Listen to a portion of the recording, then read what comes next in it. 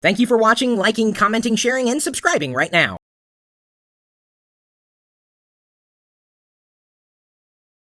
Lord Cat in the chat room started writing about credit scores and credit tips, and I just thought it was very, very useful information. I linked to it on my blog, and it seemed to have generated a bit of traffic, so I figured it'd be worthwhile talking, maybe giving 10 tips related to credit, bad credit, and terminology and whatnot. And I thought it'd be nice to just pull him in on the phone since he's out and, well, he's not in Seattle, that's for sure.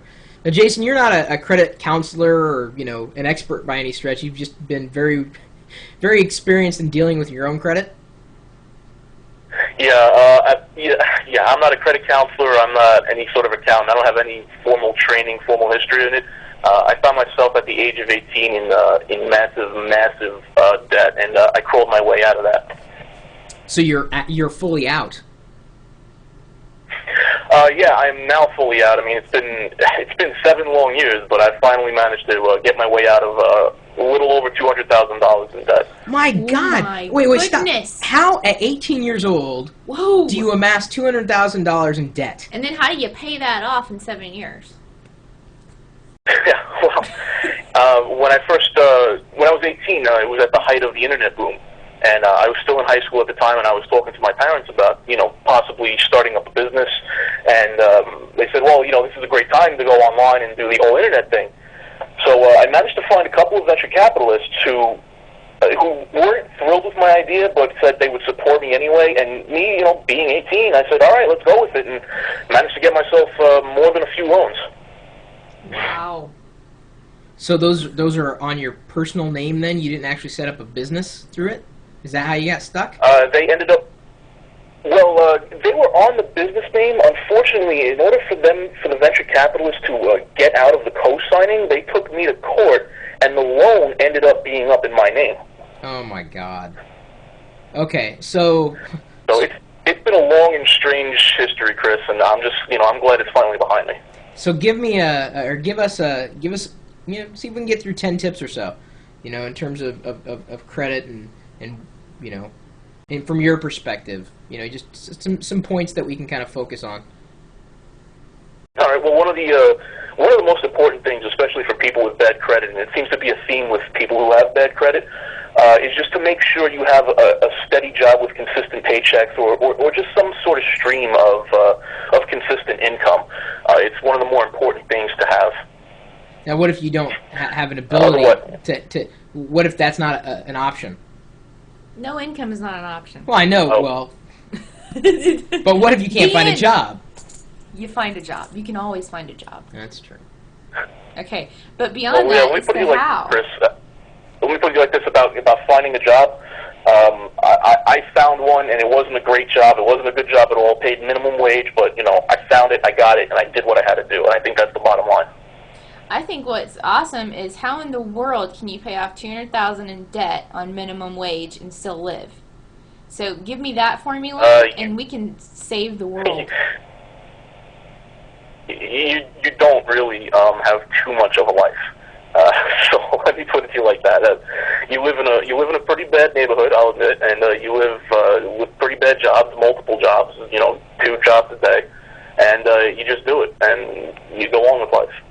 But I just can't even figure out the math. Like, how do you pay off the $200,000? I'm supposing there was interest on that as well. Well, part of it isn't.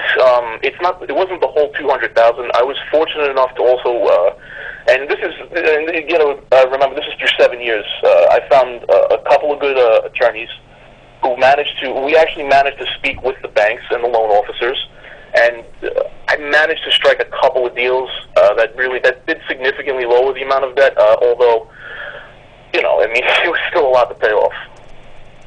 All right, so what's having a steady job or a steady source of income, that's one point. Yep. Another point that I would really stress to point out is, make sure you pay your bills on time. I know a lot of people who will put off a bill until it says, final notice, or, last notice until, service is cut off. Don't wait, basically. Pay it off. Just pay off the bill and then put it aside. If you can't afford to live the way you're living, then you have to cut back. You just don't have an option. I mean, if you can't afford the cable television bill, then you can't afford cable television, and you have to cut back on it. It's something you have to admit and you have to live with. That's true. And you just have to be disciplined. That's true. Okay, so those are... And, well, being disciplined is pretty difficult. Those sound pretty logical. You know, have a job, you know, don't live beyond your means. Mm-hmm. What's your third one? Well, the third one I would say is consider the area you're living in. Your credit score isn't directly affected by the current area you're living in, but a lot of companies will take into the neighborhood that you're in. I know I was denied credit for the longest of times because I was forced to live in, you know, the ghetto, and not exactly the best credit history around here. So you may not think about it; it may not be something that pops into your mind, but the area you live in and the people who surround you influence your credit just as much as, you know, as the logical steps. Really? Yeah. See, I would think that would be under discrimination. I mean, they can't judge your credit by the people around you and what their credit is like. They have to judge you by your own character. I mean, I can understand your insurance rates going up or down depending on the area that you live in, but not your actual credit rating. Can they do that? Well, I've actually got a couple of letters of denial from credit card companies that list my current area's average credit score as one of the factors for denying me credit. But your average credit score being in an area, not the area that you actually live in, right? Well, the average credit score of the area that I'm in. So, I mean, they take into account, you know, the location that you live in and wow. The expectation of you being able to pay back that credit. That's interesting. Now, that I didn't know about. You know, I didn't know about it either until I started getting these denial notices. Okay. So, what's number 4? But I'm sorry? Go ahead. Oh, go ahead. I'm sorry. I was going to say, another thing you want to keep in mind is try to keep a checking and a savings account open at the same time and have both of them in good standing. A lot of people don't think about this, but having a savings account open alongside a checking account is beneficial to you. Extremely beneficial, especially if your savings account is, you know, in good standing and you regularly put money into it. Companies who loan you money will actually look at that and see, you know, hey, this is a responsible person, and you get a little extra point. You get a couple of extra points for that. Yes, that's very true. And the background on the reasoning why is because most people that work in the credit side of things, the underwriters, are going to look for your responsibility, like you're saying.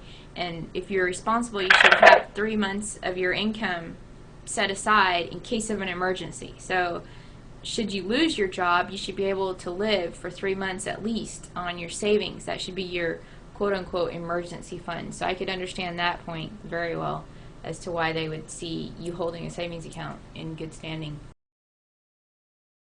All right, number 5. Oh, yeah, absolutely. I learned that pretty fast. Next one, Jason? Okay, the next one I would say is, you know, this one's going to seem logical to you and me right now, but at the time when this happened to me, I didn't consider it.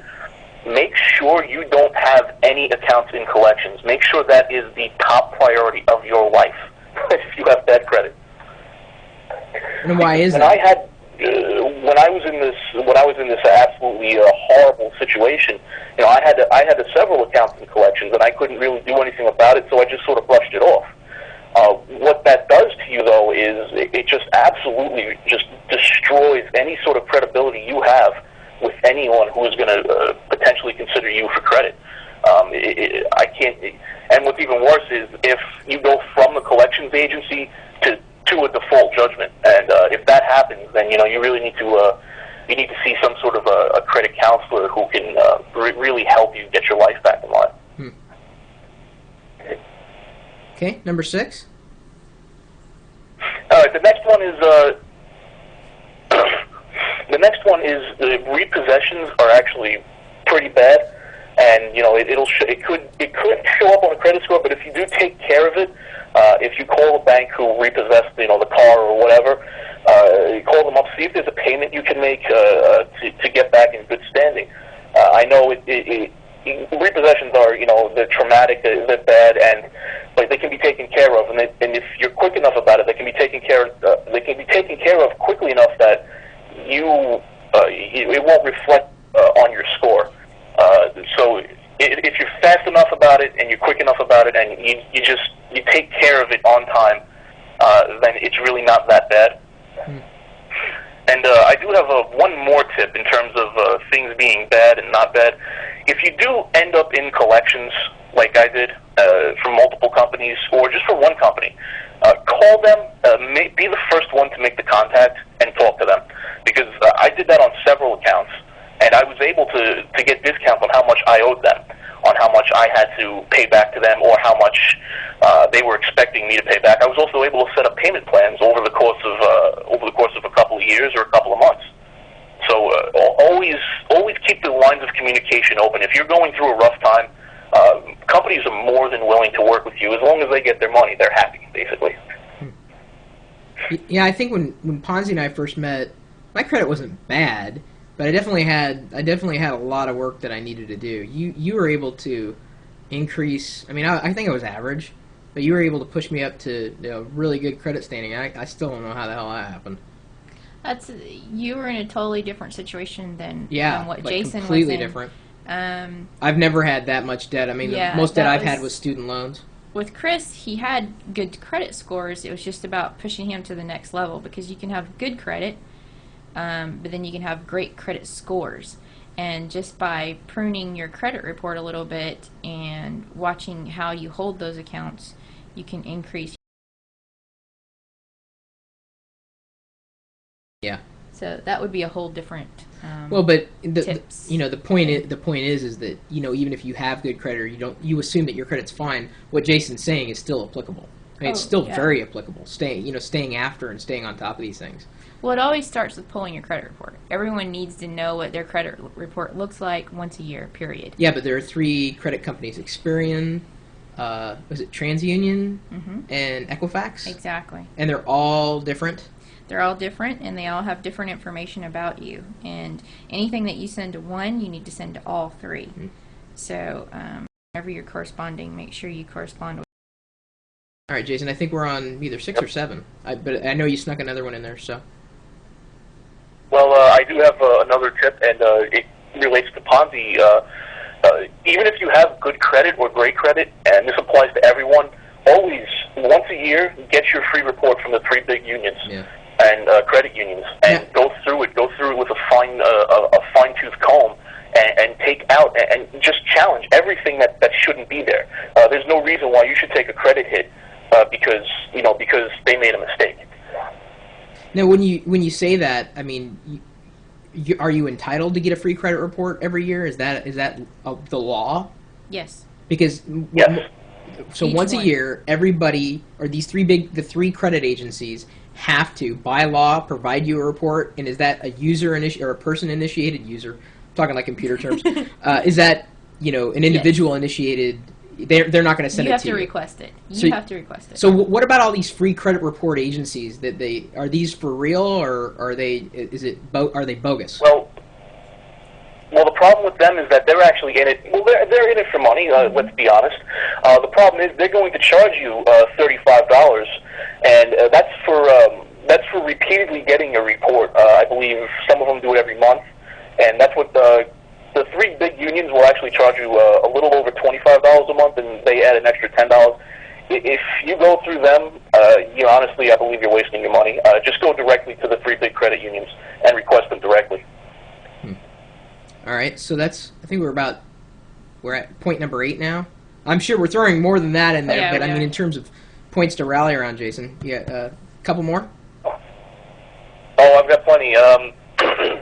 One of the things I learned when I had a credit card, when in doubt, do not charge it. If you're struggling to make payments, if in the back of your mind you doubt your ability to be able to pay this bill off, then don't charge it. Just walk away from it. You don't need it. All right, it's not air, it's not water, it's not food. When in doubt, don't charge it because it'll end up being a bigger problem for you in the long run.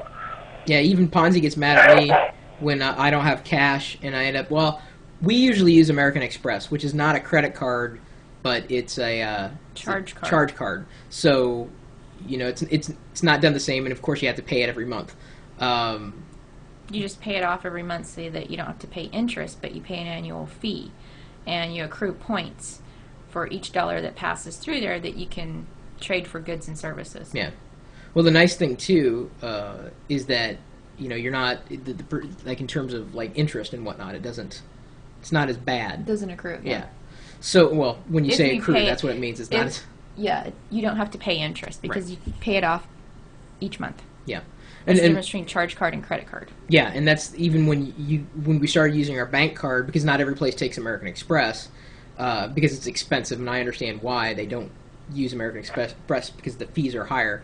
For the merchant. We'll use like a Visa or a MasterCard, and we've taken to using our checking card. The debit card rather than a charge card, because you can also work that way once you get to the point where you've paid off your debt, is to use your charge card like a credit card, and then you don't pay the monthly interest. But if you have a debit card, it's better to use the debit card because then that money is directly taken from your checking account, and there is no way that you could get charged.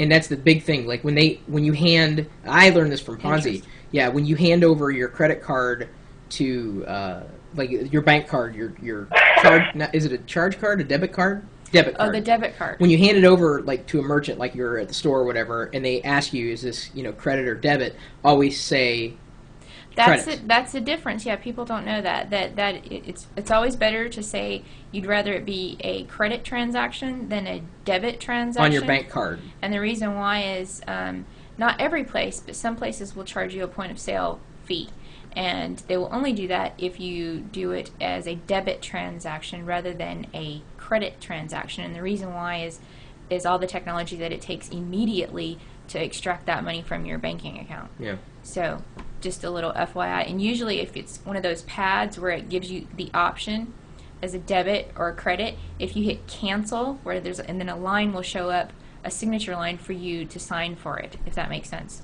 Like if you're at the grocery store or something, it'll usually give you a question mark as to the debit or a credit transaction. All right, Jason, one more? Well, building on that tip, Yeah, go ahead. I was going to say, building on that tip, Ponzi, before I give the last little piece of advice here, if you have a PayPal debit card like I do, I always use it as a credit transaction. That way you get, I believe it's 10% back on your purchase. That's excellent. Really? Maybe we should be using that. We don't really use, we use ours for business. Yeah. More than personal. Yeah, Our but PayPal account. Yeah, but they have. I mean, we have a personal PayPal account. 10% back's pretty nice. That's very nice. And PayPal actually offers It really adds up over the course of a year. interest. What's that, Jason? It adds up over the course of a year. Yeah, that's for Definitely. sure. Especially for geeks. Good tip. Oh, yeah.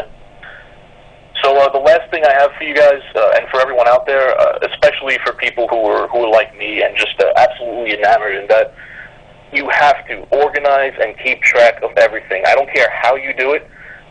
Just keep track of your bills, your receipts, your expenses. And if you're in a really bad situation like I was, keep track of your daily expenditure. If you spent 25 cents on a paper, mark that down. Track everything, and eventually you'll figure out a way to be able to pay off everything. It's so. So just make sure I don't care what system it is. With pen and paper or Microsoft Money. Make sure you keep and track everything. That is so true. That is definitely the starting point. You have to know where you're spending money and find out your own patterns before you can change them. And a lot of people just, kind of vaguely know. We all kind of think we know where our money goes. But when you actually have it down to the cent, and very few people do that, but if you do that just for a week, or if you could do it for a month, that's even better. But 1 month without changing your ways, just actually seeing where you spend money day to day, you'll know where you can cut back. And then you also know where it's realistic to cut back, because if you are a coffee drinker and you know you're going to drink coffee, you can change your ways, but you can't just say, "Oh, I'm just going to cut out all coffee," because it's not realistic, right? You can change your ways. You can curb it or go buy it yourself and make it, but realistically, you're not going to completely change how you live your life. Yeah. So it's smarter to do it small steps at a time. You need to know exactly where your money's going before Seiko says switch to Folgers. That's funny. It's not going to happen. That's another conversation. But no, for everybody who's watching this video or listening, as I said, Jason's kind of written a few articles that we'll have linked to on the media site, chris.pirillo.com/media. I'll also have them linked on my blog at chris.pirillo.com. They're over on Locker Gnome. You could probably just search Google and find the credit tips that Jason wrote. His handle is LordCat, LORDKAT. I'm sure. I mean, I can guarantee this has been helpful for me, because Ponzi hammers home this stuff all the time. And granted, I was never in that much debt, but man, Jason, I applaud you. Honestly, that's amazing. Honestly, I still don't see the math. I still can't see how you did it. That's we'll have to explain that in another call. How to crawl out of $200,000 in debt. I mean, that's a completely different call. But I have a completely newfound respect for you. Genuinely, that's amazing. That is, I had no idea that was your situation until now. Thank you. Well, the way I view it, I mean, and thank you. I really do appreciate the kind words. But the way I view it is, I got myself into the situation. I got myself out of the situation. Mm-hmm. Yeah, but that takes discipline, and the fact that you have that beyond discipline, man, is phenomenal. 200,000 in debt. I mean, could you? I seriously imagine. That's a lot of responsibility and a lot of weight on your shoulders, and to get out of it. Well, I think what you have to understand is that it wasn't all paid off in cash. I mean, there was a lot of legal negotiations that went on. There was a lot of talking with credit counselors. There was a lot of talking with loan officers. I went out there and I got in touch with these people, and a lot of people understood my situation, what was happening, and they were willing, to waive that. Which, by the way, is it's a good thing. It's one of those cool things that we have in this country. Is some companies will be willing to waive that if under extreme circumstances, and I found a few companies that were willing to do that for me, and I was really, honestly, very lucky. Yeah, I was watching a video last night on YouTube about student loan and debt and student loan consolidation, and people were. It was kind of weird. The guy was saying that the government will forgive your debt under extreme circumstances, like if you die or become disabled. I was like, that's not real. I mean, it's extreme, but it's just not realistic. Like, killing yourself to get out of debt is the worst thing. I mean, literally the worst thing you can do. But a lot of people, I can imagine the stress. That just can't be easy. Well, I think what should be noted is mostly that Lord Cat's right. It's about communication. You have to not be embarrassed about your situation. And I think a lot of people, when they're in that, they're like, oh my God, there's no way to get out of this. I'm so embarrassed that I even got myself in this situation. And you're right. When they don't communicate is when it compounds and gets worse. And the problem just becomes worse because you're not addressing it. And you're right. As soon as you go to the loan officers and let them know what's happening, because I've seen this happen in the mortgage industry. People will let their mortgage get in default. And the further you let it go, the less help that you can get. And as soon as you realize you're going to have an issue, if you go straight to the loan officer or the bank, they'll give you options. They'll either refinance you, because they don't want you to default either. If you look at the whole, the long tail, as Chris would say. It's not me, Chris Anderson. Well, if you look at the long tail, it helps them more if you come early and let them find a solution for you. That's what they do, rather than them have to chase and clean up after the fact what you can't pay off.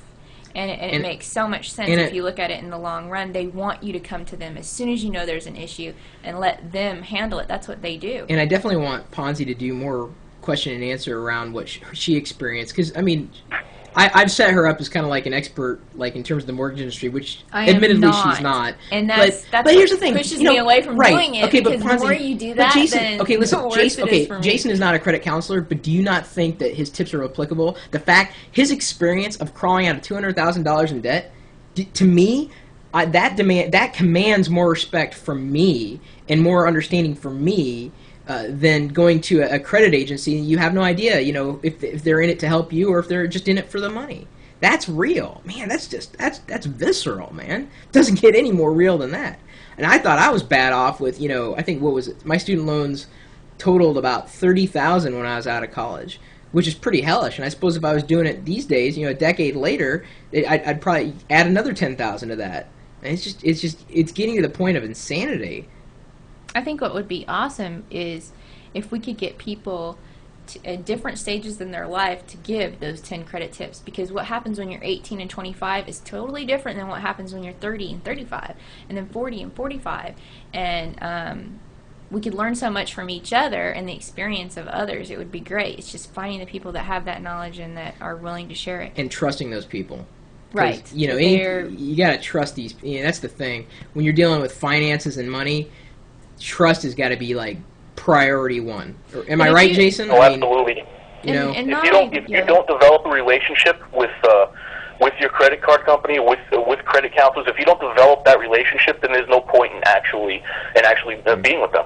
All right. Well, I think we've got to.